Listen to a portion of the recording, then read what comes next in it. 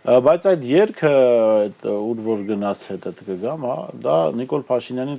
տրվող հավատարմության երդում էր։ Բայց ես պիտի Փաշինյանին վստահեցնեմ, այդ երդումը ոչինչ չի արժենա, երբ ինքը իշխանություն կորցնի։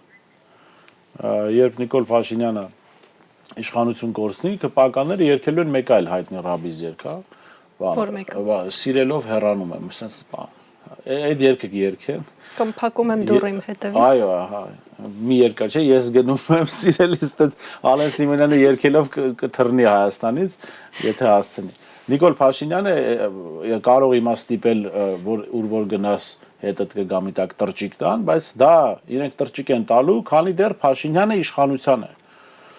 Փաշինյանը լավ կանի, որ ի վերջո, ես չեմ ասում հենց 26-ին, երբ էլ որ լինի,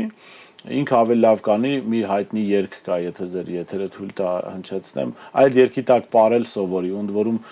սովորի մոտ 8 քառակուսի մետր տարածքում ինչպես կարող է պարել, մի հայտնի ռաբիզ ստեղծագործություն կա, չուկ-չակ չարակ-չակ գնացքներ սլանում, այդ երգի տակ թե Նիկոլ Փաշինյանը ինչ կարող է պարել, դա հետաքրքիր կլինի։